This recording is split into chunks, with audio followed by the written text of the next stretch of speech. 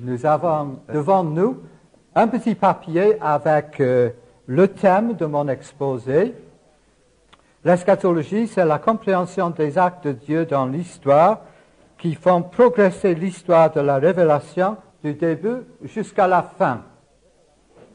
Cela deviendra plus clair avec la progression de l'exposé. Alors, j'intitule cet exposé ce matin La chaîne d'or de l'eschatologie biblique. Vous savez qu'en Romains 8, 29, il y a la chaîne d'or du salut, où les différents événements dans le salut sont reliés et sont incassables. Les trois grands événements de l'eschatologie chrétienne sont des éléments incassables. Et vous allez comprendre cela au fur et à mesure que j'avance. Bien sûr, c'est avec un peu de trépidation que j'aborde ce thème, parce que si dans les milieux évangéliques, il n'y a pas beaucoup de théologiens, il y a énormément d'eschatologiens. Et sans doute, il y a ici ce matin 55 eschatologiens qui ont chacun la théorie de l'eschatologie et de l'avenir. Et bien sûr, j'ai aussi ma théorie, et cette théorie cherche à être biblique et cherche aussi à manifester l'unité de l'Écriture. Et en particulier, vous serez sans doute frappé par deux choses dans mon exposé ce matin qui seront peut-être nouvelles pour vous. En premier lieu, je vais affirmer que l'apparition de Jésus-Christ est la fin de l'histoire. L'incarnation de Jésus-Christ est la fin de l'histoire. Si vous voulez bien, le match est terminé. Les 90 minutes ont été jouées. Et l'arbitre de touche arrive pour montrer encore 4 minutes. Donc, Jésus-Christ est la fin du match. Et nous sommes dans la période des 3 minutes ajoutées, des arrêts-jeux, etc. En deuxième lieu, ce que je vais dire ce matin vous permettra, j'espère, de lire le Nouveau Testament de façon différente, de façon nouvelle. Et en troisième lieu, je tiens beaucoup au caractère pratique de l'eschatologie pour la vie chrétienne, et donc il y aura une conclusion pratique à la fin. Alors, comment parler aujourd'hui du message chrétien concernant l'avenir et l'au-delà à une époque où l'accent est mis tellement sur le maintenant, sur l'aujourd'hui, que l'horizon futur se rétrécit et devient tellement diminué que les gens se soucient uniquement de l'aujourd'hui. Alors, le problème de l'eschatologie chrétienne présente deux aspects. Il y a, à cause de notre situation, tout d'abord, une question de plausibilité. Pour nous, pour nos contemporains, le passé n'a pas de réel intérêt, car le sens de l'histoire ne correspond plus pour la plupart d'entre nos contemporains à grand-chose de très concret. Il n'y a pas non plus d'avenir certain au-delà de la vie présente, dont la mort est le terme inéluctable. Le temps présent est donc un concentré de toutes les attentes et de toutes les expériences, gratifiantes ou non. Il est l'objet de toutes les attentions, de tous les soins. Et pour nos contemporains, toute autre perspective semble inopportune ou incongrue. Alors, en deuxième lieu, la théologie chrétienne, évangélique ou non, n'a pas vraiment contribué à aider la proclamation dans ce domaine. Depuis un siècle, un peu plus peut-être, l'espérance chrétienne traditionnelle sur l'au-delà a été redéfinie de telle sorte que la cohérence du message eschatologique de la Bible s'est trouvée minimisée. Alors, du côté libéral, des théologiens tels que Bultmann ou Dodd affirment que le déjà est central dans le message du Nouveau Testament, au point que dans l'ère eschatologique qu'on appelle consistante, l'avenir est remis dans le domaine de la mythologie. Tout ce qui parle de l'avenir dans le Nouveau Testament est mythologique. À la limite, et au mieux, la résurrection devient l'expérience subjective du chrétien et n'est plus une réalité attendue pour le dernier jour. Et si beaucoup de chrétiens ou de soi-disant chrétiens croient que tous iront au paradis, cela signifie pour eux qu'ils considèrent le salut non pas comme lié à une espérance personnelle, l'immortalité personnelle, mais plutôt comme un état, un nirvana à la manière bouddhiste sans substance, où chaque individu disparaît, mais continue d'exister dans le grand tout. Mais du côté évangélique, l'eschatologie est trop souvent considérée dans la perspective des choses qui restent, non encore réalisées, et dont l'accomplissement est en quelque sorte suspendu. Le passé, le présent et l'avenir de Christ sont trois périodes différentes de son œuvre, séparées par des événements historiques majeurs et comme cloisonnées. Par exemple, pour les théologies qui attendent une restauration d'Israël ou un millénium encore à venir, il existe une césure entre ce qui se passe dans notre monde actuel et le règne de Christ à venir pendant les 1000 ans et à la fin des temps. Et cela implique, en quelque sorte, dans notre expérience quotidienne, le croyant n'est pas dans une situation d'attente pleine d'espoir. L'eschatologie est une des parties de la théologie qui est relative à ce qui se passera un jour dans le futur et qui manque d'impact réel aujourd'hui pour nos vies. Une telle conception ne stimule guère la spiritualité, plutôt la spéculation, et ceci n'est pas toujours bien encourageant. Comment donc faudrait-il concevoir l'unité des temps historiques par rapport au salut en Christ pour que le présent ne soit pas dissocié du passé et de l'espérance à venir? Alors, pour moi, la réponse à cette question ne peut se trouver que dans la personne de Christ lui-même et dans l'unité des trois moments de son œuvre, ce qu'il a fait, ce qu'il fait et ce qu'il fera. Tout cela remplacé dans le cadre de l'alliance de grâce et de son accomplissement.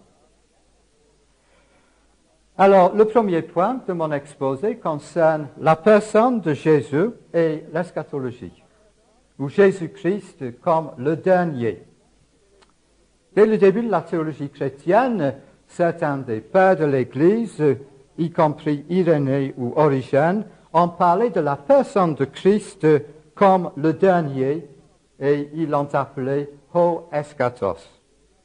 La personne de Jésus lui-même est le but vers lequel toute la création progresse pour trouver son accomplissement.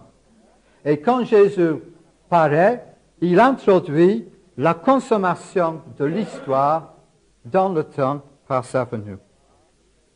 Jésus-Christ est le dernier de trois façons, selon le Nouveau Testament.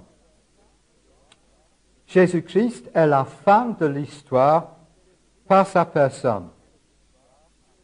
Quand la personne de Jésus paraît, l'histoire est terminée. Selon Hébreux 1:2, Dieu parle à la fin de ces jours qui sont les derniers par son Fils. Eb eschatou ton hémon touton. Citation de Ésaïe 2, verset 2.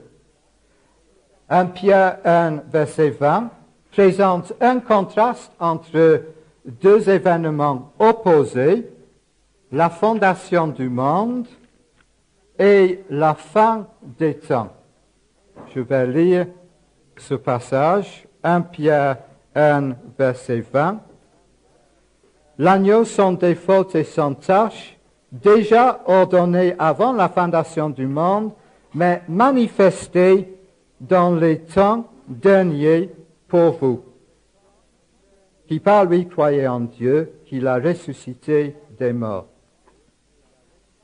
La fondation du monde et la fin des temps, Pierre précise que Christ est apparu en ces jours qui sont les derniers à cause de vous. Le lien entre le passé, avant la création du monde, et le futur est établi par la venue de Jésus-Christ. Et le sens de ces passages, et nous pourrions en étudier d'autres dans le Nouveau Testament, n'est pas que la venue de Christ marque la dernière période des temps, mais qu'elle est la fin des temps. Autrement dit, dans la personne de Jésus et à cause de lui, le dernier jour est déjà présent. Hébreux 9, 26 indique également que le caractère absolu et radical de la venue de Christ, une seule fois à la fin des siècles, il a paru pour abolir des péchés. L'incarnation de Christ est donc un événement eschatologique dans lequel Jésus Emmanuel, par son apparition même, marque la fin, la consommation de l'histoire. En deuxième lieu, le ministère de Jésus est un acte qui marque la venue de la fin. Le royaume de Dieu est concrétisé par sa présence. En lui, l'année de grâce de Dieu est déjà là, Luc 4. La libération des captifs est proclamée et se réalise dans le fait que Satan est détrôné. Satan tombe du ciel, ce qui ne veut pas dire qu'il est sur la terre pour y installer son royaume, mais tout le contraire. Satan n'a plus de puissance ultime sur la terre. Si par mon doigt je cherche les démons, le royaume de Dieu est venu parmi vous. En troisième lieu, la crucifixion de Jésus constitue également un événement eschatologique. Tous les évangélistes rapportent le discours eschatologique de Jésus avant sa passion et par la suite présentent les éléments de la souffrance de Jésus comme des événements qui marquent la fin de l'histoire. La perte de l'amour de beaucoup, l'anomie et l'injustice, les phénomènes surnaturels qui marquent le jour du Seigneur dans l'Ancien Testament, sont réalisés au moment de la mort de Christ.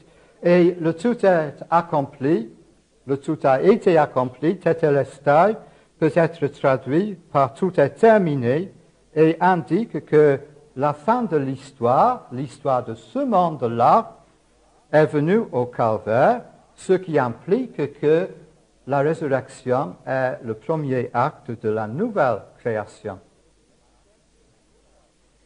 Pour résumer, les derniers jours constituent le temps où Jésus, le dernier, introduit le royaume de Dieu. La venue de Dieu en Christ est donc le point culminant de l'histoire.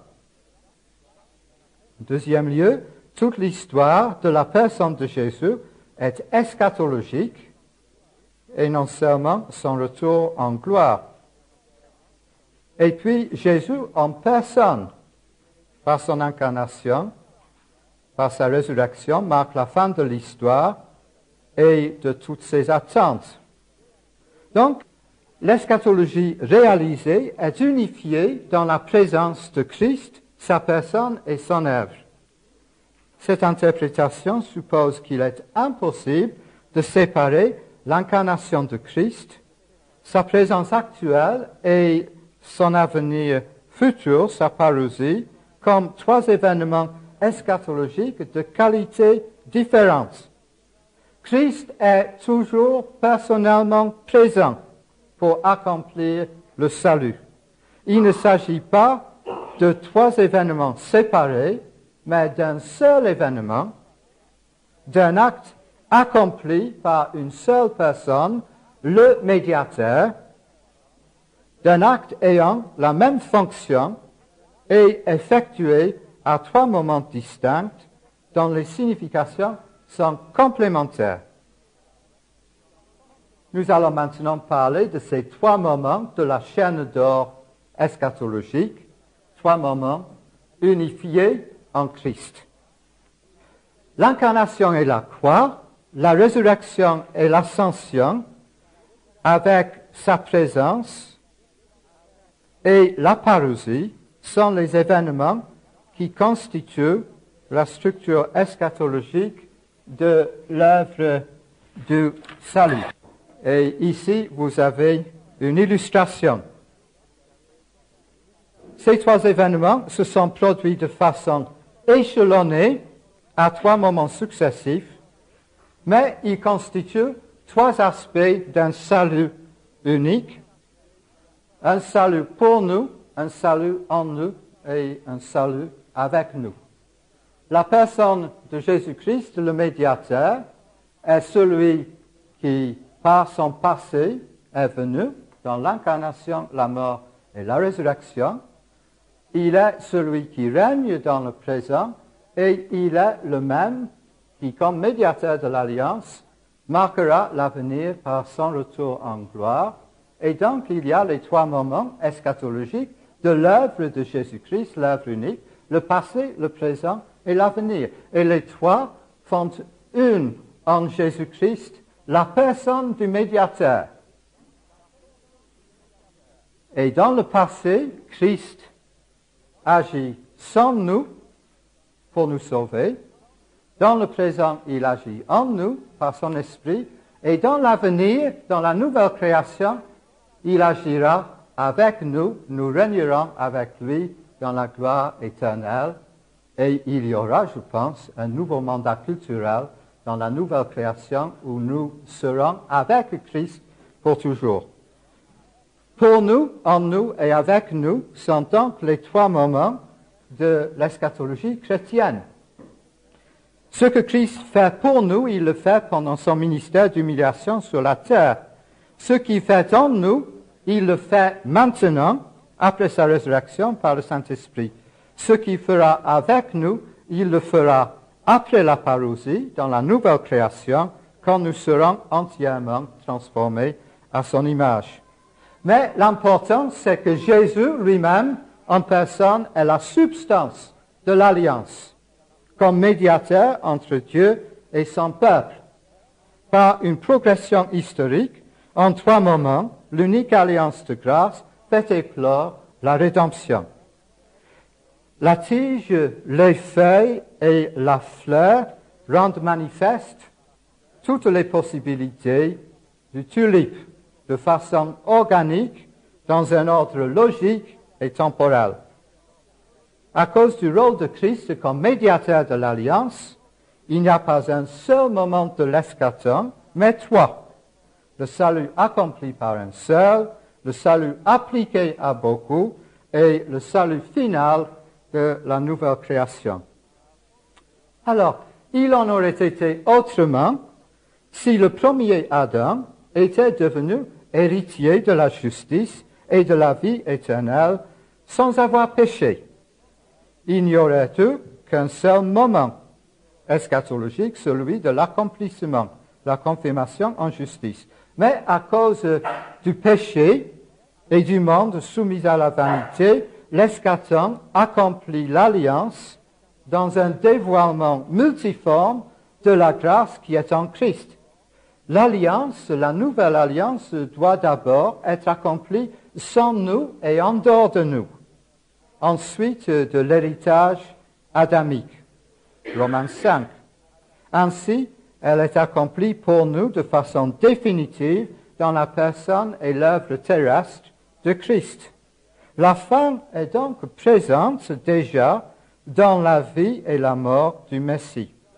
Le salut est déjà une réalité à la croix, Romains 5, 10, 2 Corinthiens 5, 18 et Éphésiens 2, 15 et 16. Et l'apôtre Paul peut dire qu'il a été crucifié avec Christ, Galates 2, 20, et qu'il vit avec Christ. L'objectif de l'alliance est donc atteint une première fois à la croix. Mais la croix appelle la résurrection qui en est la conséquence. Il ne s'agit pas là d'une simple succession dans le temps, mais d'une manifestation liée à la logique inhérente de l'œuvre de la croix. À cause de l'accomplissement du salut et de la justice de l'alliance, la résurrection doit suivre la croix. De même, ce qui a été accompli pour nous doit logiquement se poursuivre en nous par le salut que nous recevons. Romains 5, 10 et 11 reconnaît cette logique. Nous sommes réconciliés par la mort de Christ et sauvés par sa vie. Et vous voyez ici les 3 moments de l'eschatologie biblique. Lorsque nous étions ennemis, nous avons été réconciliés avec Dieu par la mort de son Fils. Donc, passé, mais étant déjà réconciliés, nous serons sauvés par sa vie. Nous serons sauvés par sa vie. Et non seulement cela, mais nous nous glorifions même en Dieu par notre Seigneur Jésus-Christ, par lequel nous avons maintenant obtenu la réconciliation. Vous voyez, les 3 éléments de l'eschatologie biblique sont présentés comme un seul acte de salut en Jésus-Christ. L'expression « en train d'être sauvé » indique l'œuvre de Jésus-Christ en nous, ce qui nous permet de recevoir l'exhortation « Soyez réconciliés avec Dieu ».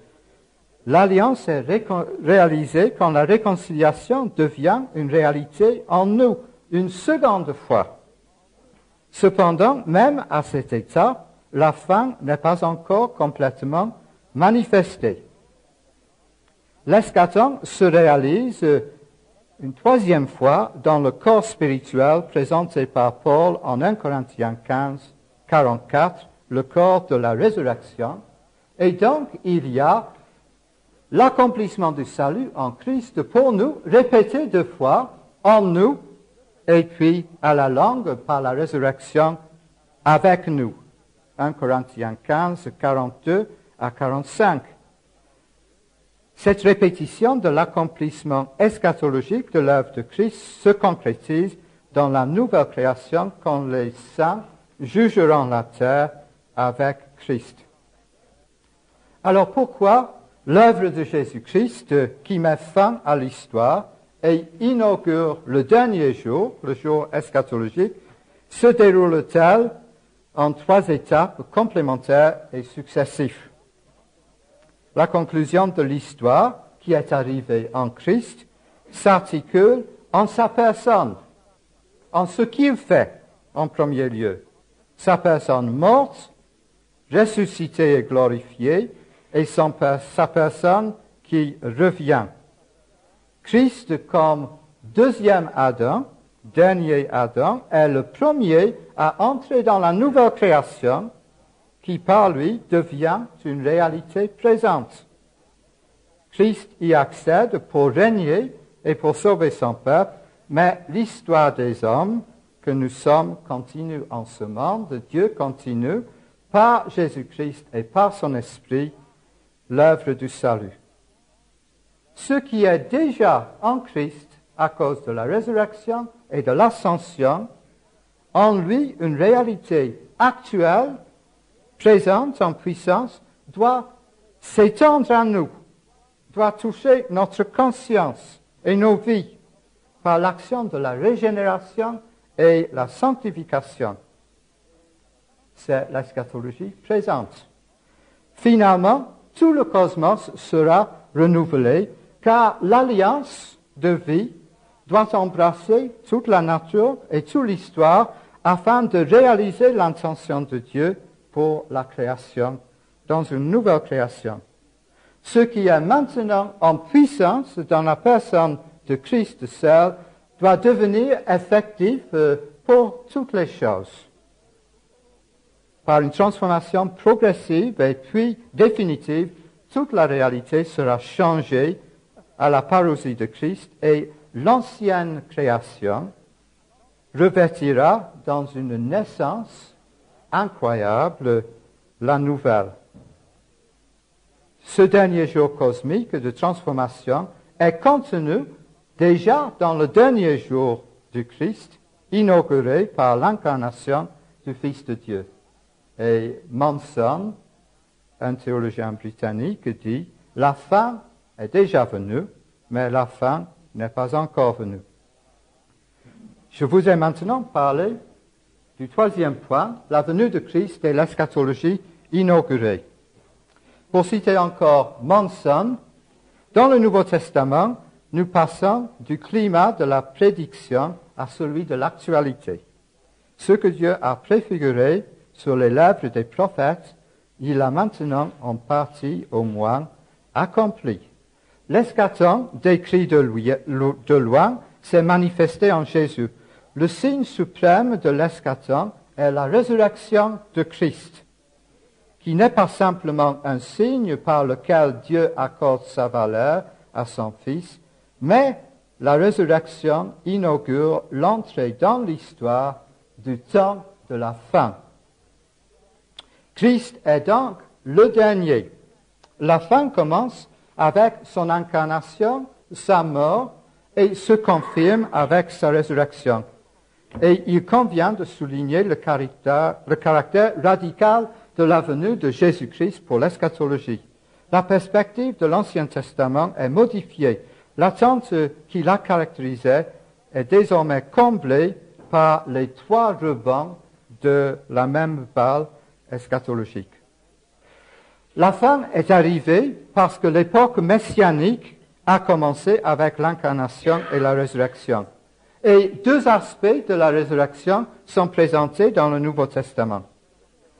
D'abord, la résurrection de Jésus-Christ annonce, explique et justifie l'espérance de la résurrection générale, car elle est les promesses de la résurrection finale qui a commencé le matin de Pâques.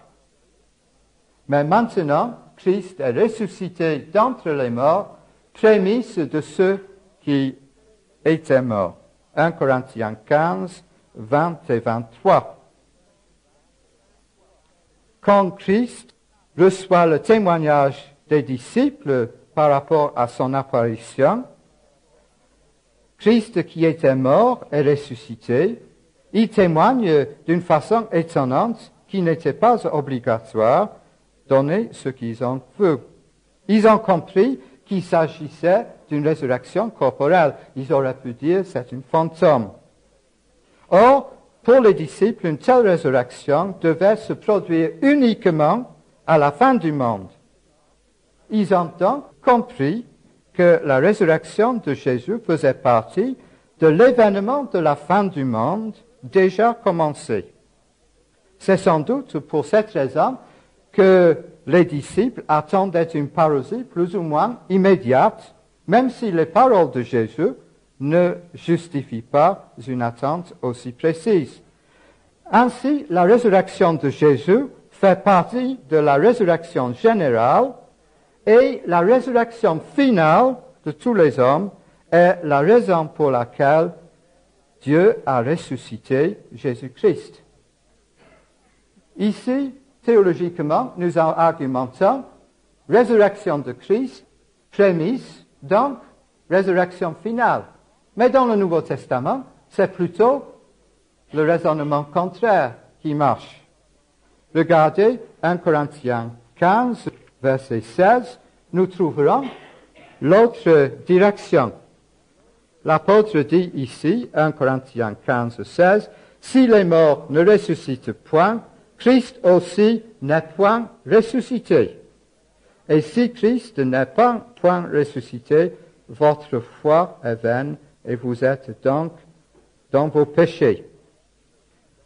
Si les morts ne ressuscitent point, Christ aussi n'est point ressuscité. Donc, résurrection générale finale et résurrection de Jésus-Christ. Paul dit donc que si les morts ne ressuscitent pas, Christ n'est pas ressuscité. Nous sommes dans nos péchés, mais Christ est les prémices des morts par sa résurrection. En deuxième lieu, la fin n'est pas encore venue et l'âge messianique reste toujours à venir. Le croyant du Nouveau Testament qui vit déjà dans l'âge nouveau est conscient que le temps présent porte en son sein un autre âge. Cet âge à venir est l'âge éternel. Ces deux moments dans l'accomplissement sont celui d'une promesse tenue avec les bénédictions du salut et celui de l'attente des bénédictions encore plus grandes à venir. Le salut est apparu et apporte des conséquences radicales pour le temps présent. La bénédiction finale est attendue pour le moment où la gloire de Dieu se révélera. Tite 2, 11 et 12, nous montrent encore une fois nos trois moments eschatologiques. Car la grâce de Dieu,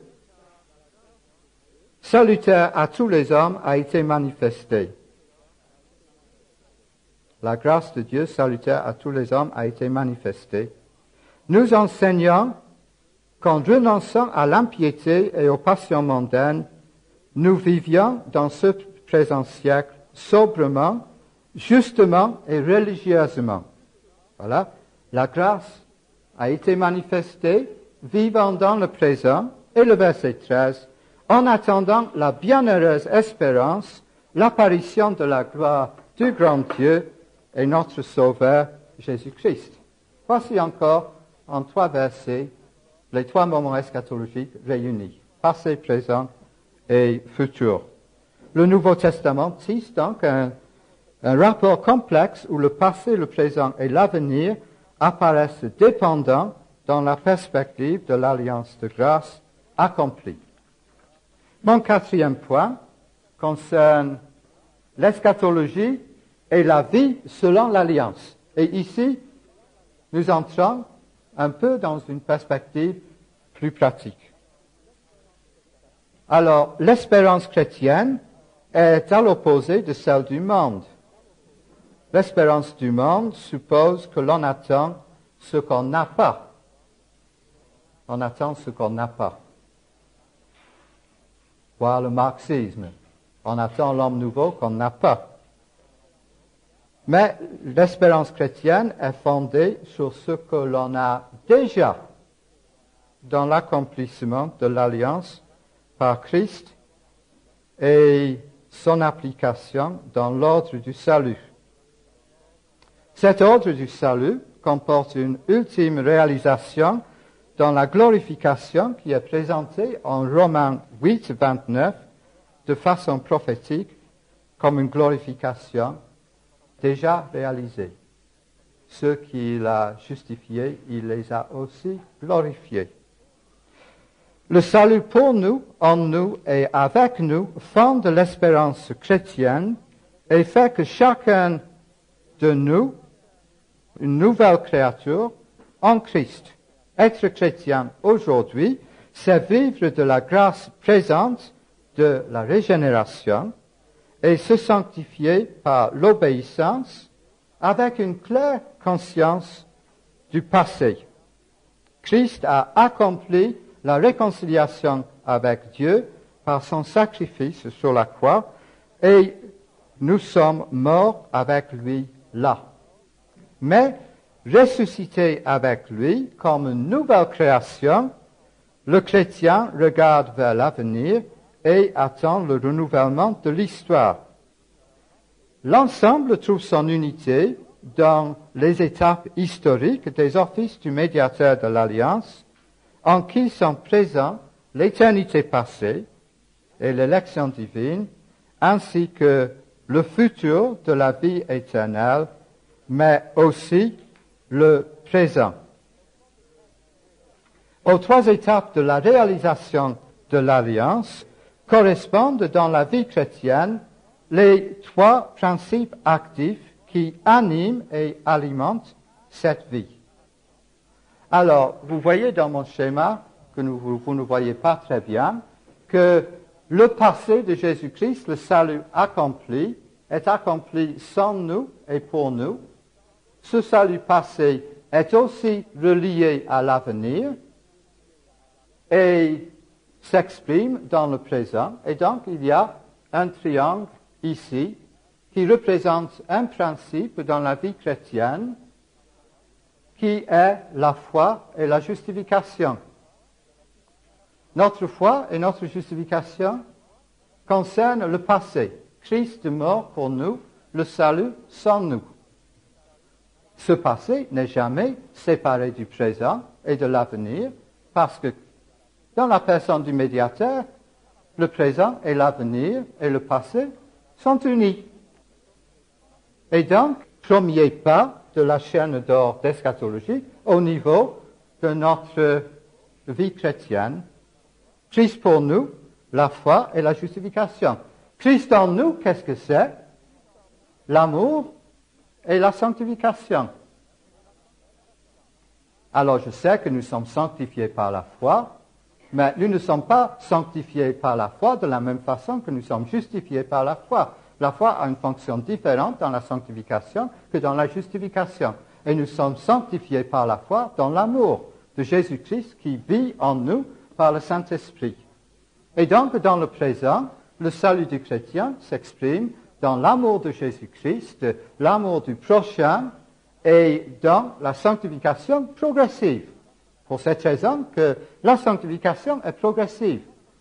La sanctification progressive exprime aussi l'eschatologie, la tension de la vie chrétienne tendue entre le passé du salut et la glorification future. L'année dernière, M. Olliott a dit qu'on peut dire dans Romains 8, 29 que le chrétien est déjà glorifié à cause de la sanctification qui a commencé dans sa vie.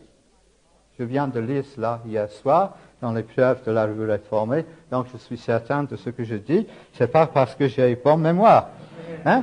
Mais il y a une dernière étape de la chose, et ici c'est lié au salut passé, présent et à venir, où Christ sera avec nous, où nous régnerons avec Christ et nous vivrons avec lui, lui avec nous et nous avec lui dans l'avenir.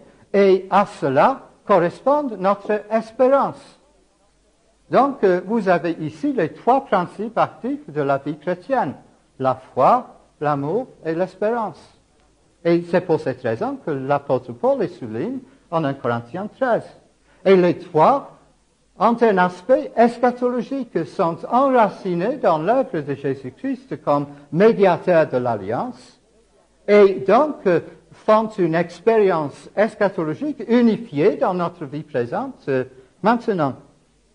Par l'Esprit, Christ est en nous comme l'auteur de la réconciliation et la sanctification, et c'est l'Esprit qui maintenant nous fait participer à tous les bienfaits, passés, présents et à venir, que Christ a pour nous à cause de son œuvre. Et puis, l'espérance, c'est l'espérance de l'avenir de la nouvelle création.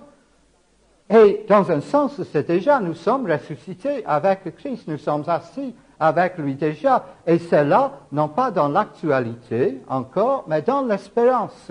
Et donc, nous sommes ressuscités avec Christ et nous espérons la nouvelle création. Tout ceci décrit l'expérience présente du chrétien. Si nous souffrons avec lui, comme il a souffert, dans notre présent, nous serons glorifiés avec lui. Et donc, à la fois, l'espérance et l'amour, présentant le déjà eschatologique, nous pouvons aller encore un pas plus loin dans notre vision de la vie chrétienne comme une réalité eschatologique.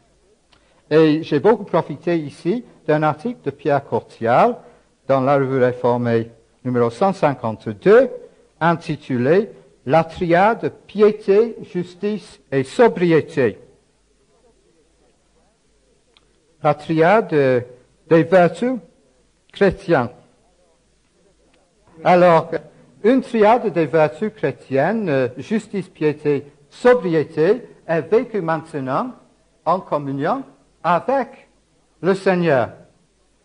Il y a, dans l'unité eschatologique de l'Alliance de grâce, une cohérence du salut. Le chrétien est justifié, sanctifié, et il vit dans l'espérance. Mais cette vision des choses fait entrer dans sa vie pratique une façon eschatologique de vivre et de se voir comme enfant de Dieu. Et au lieu de pousser l'espérance dans un avenir discutable, sans lien avec la vie présente, une telle perspective nous permet de voir comment l'eschatologie chrétienne, l'œuvre du salut accomplie en Christ avec ces trois moments dans la chaîne d'or, se met à l'œuvre dans notre vie à l'heure actuelle. Donc, Christ pour nous, la foi et la justification, implique la justice, la recherche de la justice et l'obéissance dans la vie à l'heure actuelle. C'est là l'implication dans la vie pratique du premier aspect de la triade des vertus chrétiennes. Le chrétien recherche la justice par l'obéissance à la loi de Dieu. En deuxième lieu, l'amour et la sanctification impliquent la consécration à Jésus-Christ dans la vie pratique et la piété et en particulier la prière. Comment est-ce que nous exprimons dans le présent notre espérance eschatologique? C'est par la prière. C'est l'espérance qui motive non seulement la consécration à Jésus-Christ dans l'amour, mais aussi la communion avec lui par la prière. Et puis, l'espérance à venir implique une vie de sobriété, comme on vient de le lire dans Tite chapitre 2, à vivre dans le présent sobrement. Cela veut dire pour moi non-attachement aux réalités de ce monde, manifesté par la sobriété dans notre façon de vivre, c'est-à-dire par notre générosité envers les autres qui sont dans le besoin.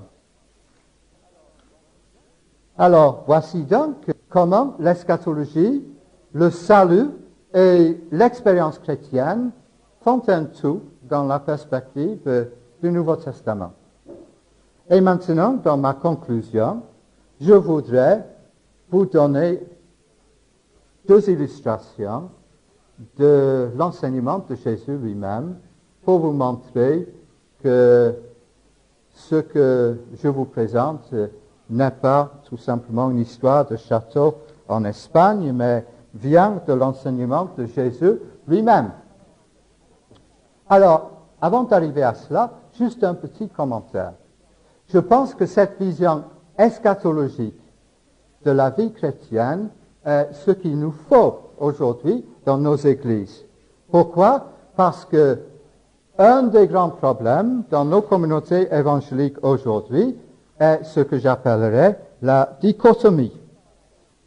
La séparation d'une foi super spirituelle d'une vie hyper matérielle. Et les chrétiens vivent tendus entre leur spiritualité subjective et la vie pragmatique dans le monde matériel actuel. La foi et le pragmatisme restent des frères ennemis chez beaucoup de chrétiens et une intégration harmonieuse vient à manquer.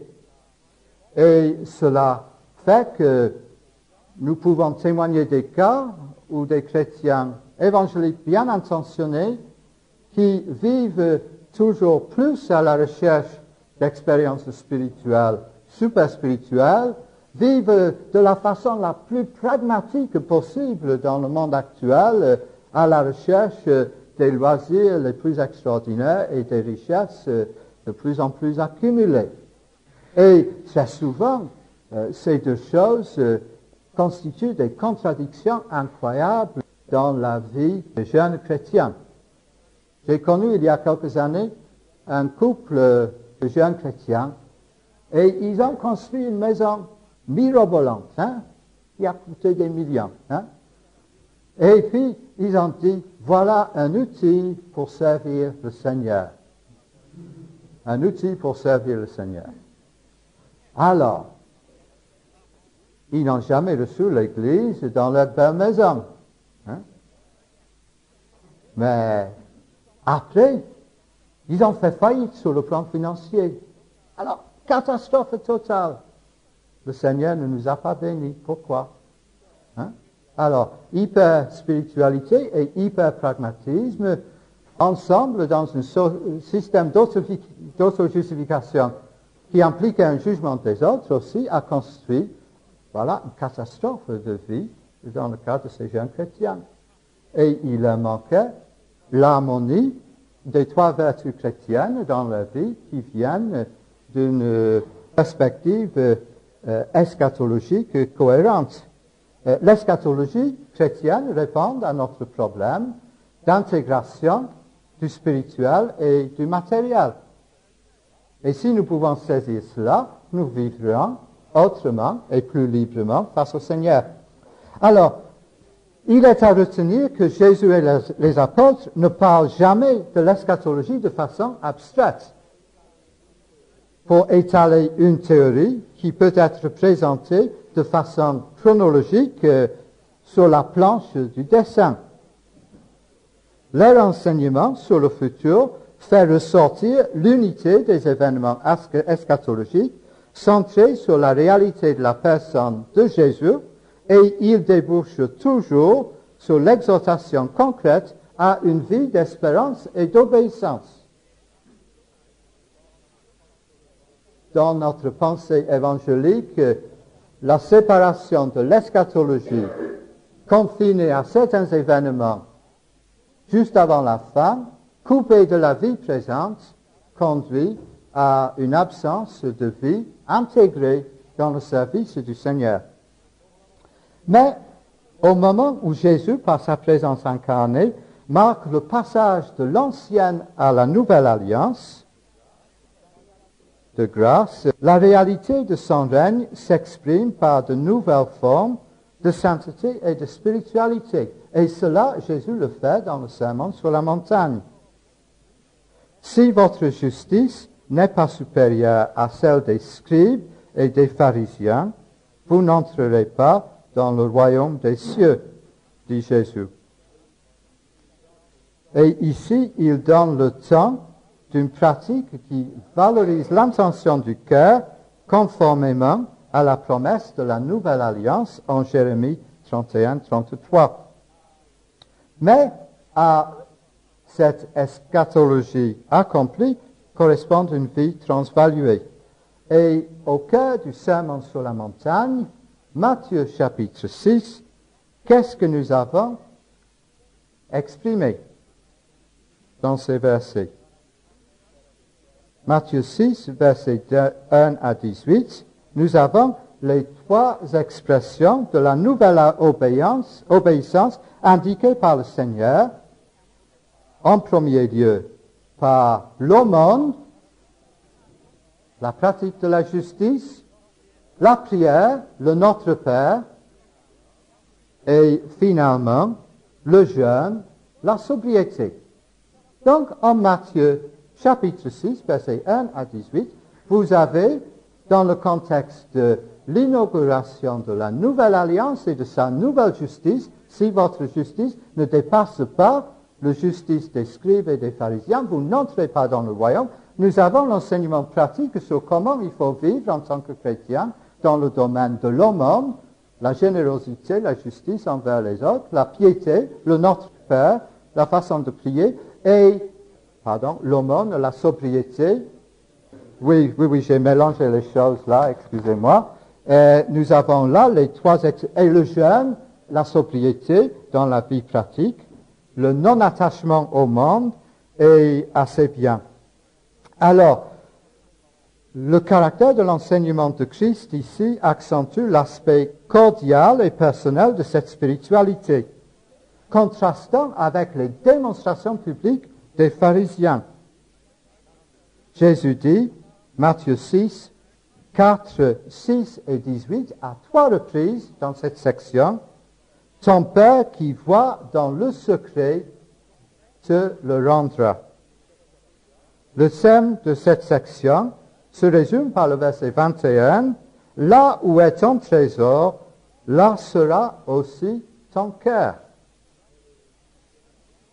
Et Jésus ne dit pas là. Là où est ton cœur, là sera ton trésor. Il dit, là où est ton trésor, sera ton cœur. Hein? Vous voyez, le trésor, c'est dans l'avenir. Et le cœur du chrétien transformé, dans le présent, vise l'avenir qui permet une vie différente, détachée des valeurs de ce monde, et le passé, le présent et le futur sont unifiés dans une expression d'intériorité spirituelle où la réponse du cœur, c'est constitutive d'une relation approfondie avec Dieu dans la nouvelle époque instituée par Jésus. Alors, le Notre Père, qui est la pièce centrale de Matthieu 6, où est-ce qu'on le trouve dans l'Évangile selon Saint Luc? C'est très intéressant ça. On le trouve dans le chapitre 11 de l'Évangile selon Saint Luc, au début du chapitre. Et là, c'est dans une situation différente où Jésus lui-même vient de terminer sa prière. Donc, ce n'est pas dans une situation d'enseignement formel ici. Jésus lui-même prie. Et donc, les disciples lui demandent comment prier. Et on peut supposer que la différence des situations indique que Jésus a enseigné comment prier à plusieurs reprises, à différents groupes de personnes. Mais en Luc chapitre 11, cette prière suit immédiatement l'incident célèbre de Marie et de Marthe dans l'Évangile. Incident qui souligne toute l'importance de la présence eschatologique de Jésus-Christ lui-même. Jésus reproche doucement à Marthe son activisme. Tout agite pour beaucoup de choses. Elle est comme les pharisiens. Alors que Marie a choisi la meilleure part et personne ne la lui enlèvera. Futur eschatologique.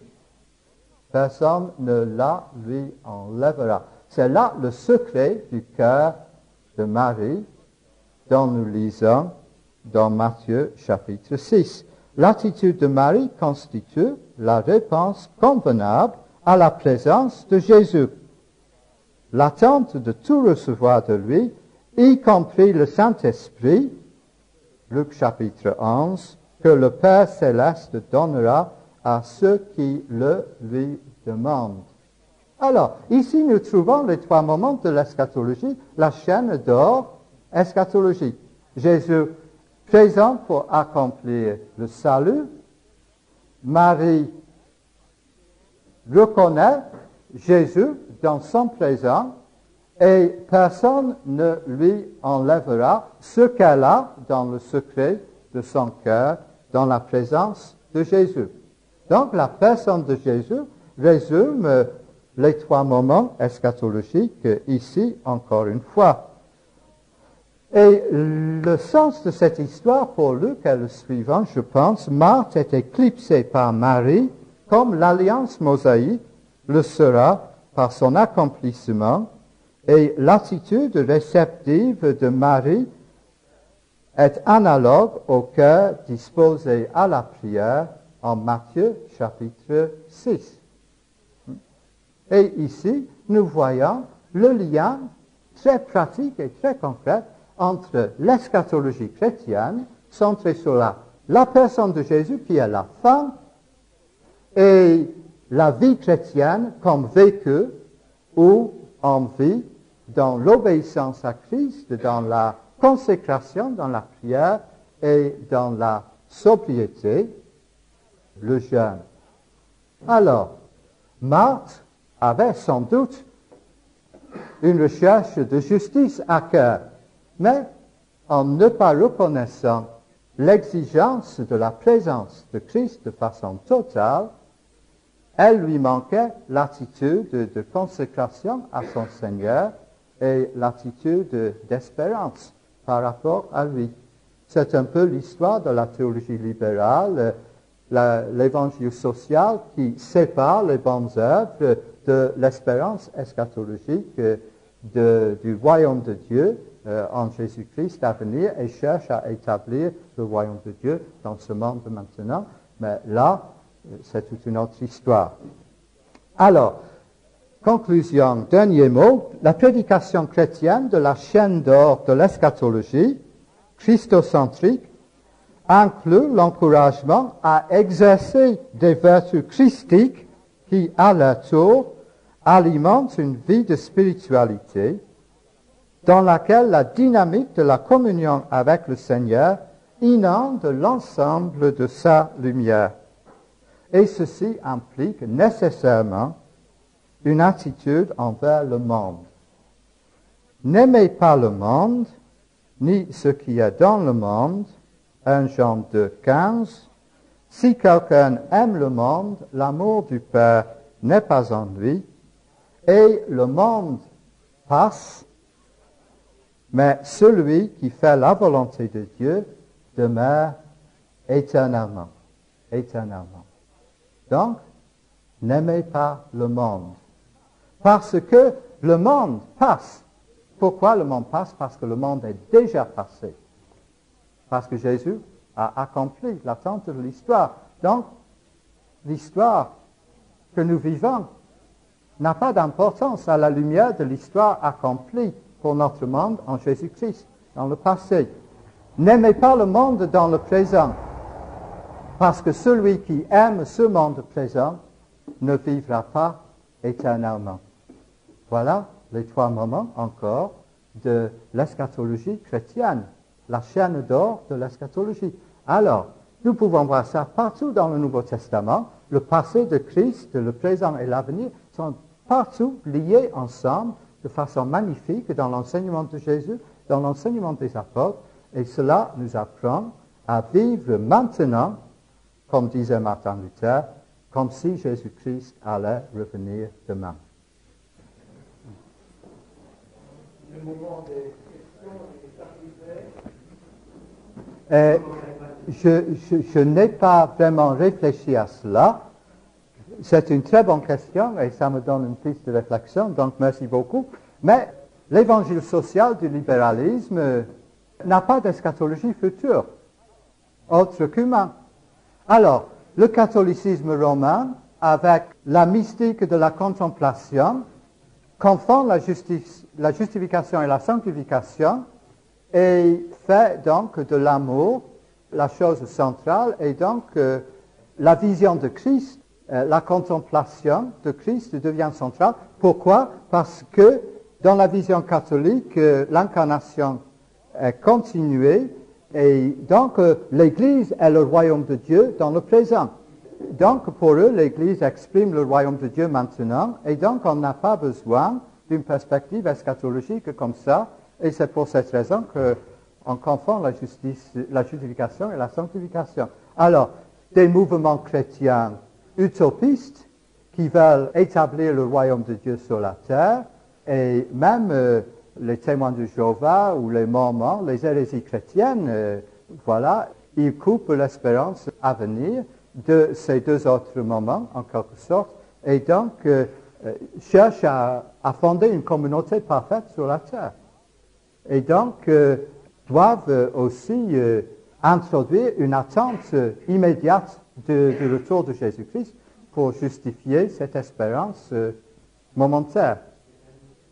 Ben, disons que je n'y ai pas réfléchi. Et je ne pourrais pas dire comme ça. Alors, il y a les 2 extrêmes. L'extrême du libéralisme qui dit, bon, voilà, tout est passé, et l'extrême qui insiste sur le pas encore et qui cherchent à réaliser le pas encore dans le moment maintenant. Mais là encore, vous voyez, le message du Nouveau Testament, c'est que Dieu est patient. Et Dieu n'a pas oublié ses promesses. Donc, il y a une patience eschatologique à être exercée par les chrétiens aussi. Et cela veut dire vivre en acceptant les conditions imparfaites de ce monde, mais selon les conditions de notre triade chrétienne. Mais c'est très intéressant votre question, mais j'y ai pas réfléchi sur cet aspect. Autre question? Moïse.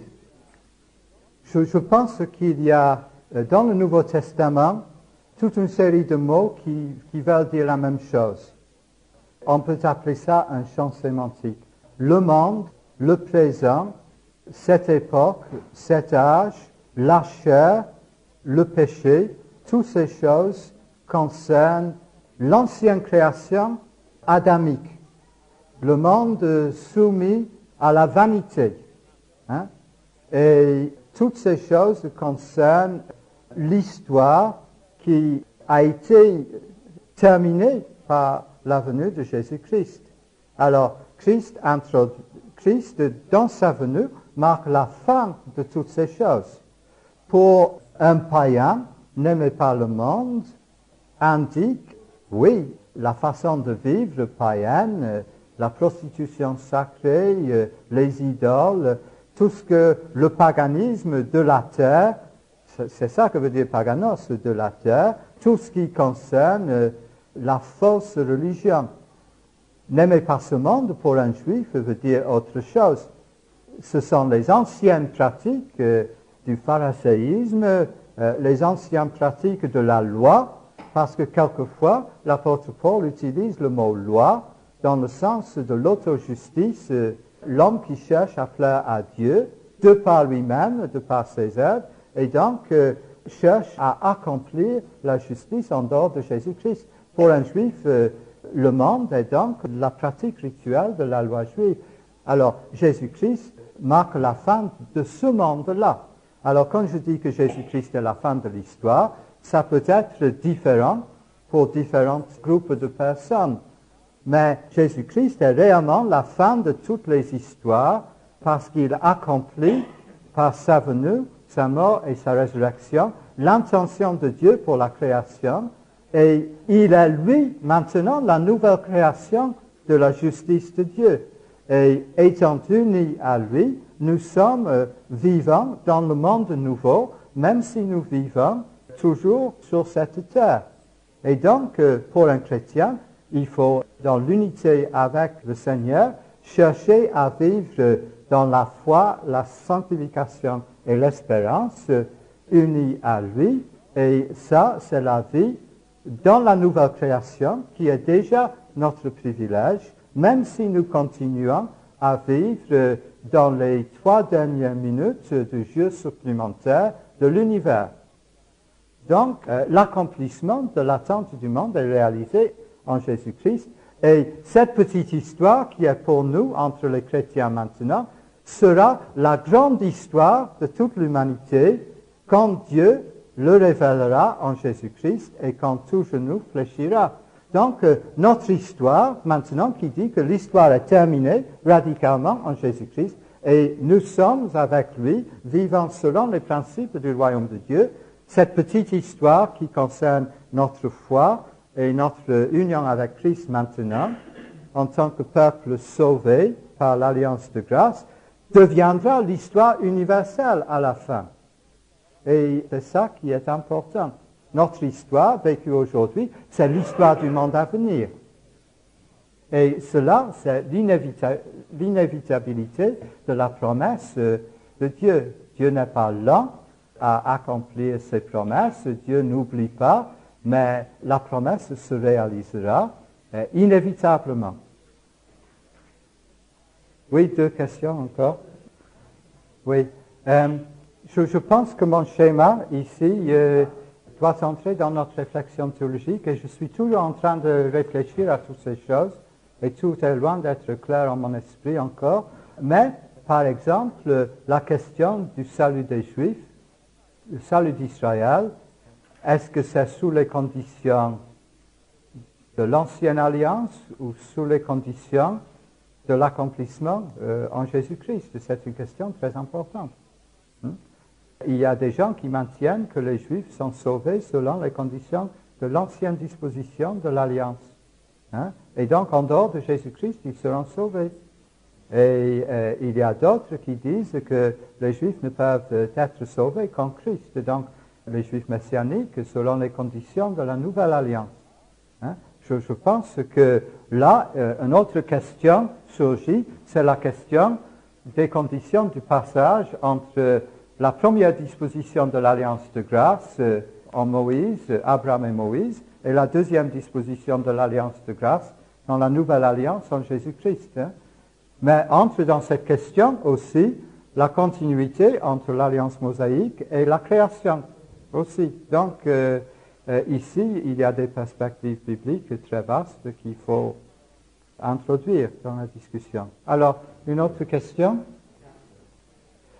Il faut réfléchir sur la progression de l'histoire du salut qui est accomplie en Jésus-Christ. Et donc, on ne peut pas considérer le statut d'Israël en dehors de la venue de la fin de l'histoire en Jésus-Christ. Et ceci change toute notre perspective, je pense, sur beaucoup de choses. Et je ne veux pas, là, juger des chrétiens qui accordent une très grande importance à Israël. Je pense que leur intention est bonne, et leur intention est une intention d'amour pour le peuple juif.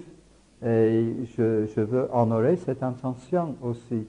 Parce que trop souvent, dans le protestantisme aussi, nous avons agi comme si nous, l'Église, c'est tout ce qui compte et le peuple d'Israël n'a aucune importance pour Dieu. Et ça, je pense, est une erreur. D'ailleurs, les puritains n'y ont pas du tout adhéré. Donc, ici aussi, c'est une question d'équilibre, je pense, mais c'est une question très délicate. Dernière question. Pour moi, le livre d'Oscar Cullmann a un élément de vérité, mais pour moi, il y a dans sa présentation trop d'équilibre entre le déjà et le pas encore.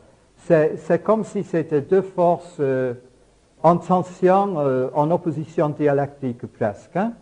Alors que pour moi, le déjà a beaucoup plus de force que le pas encore.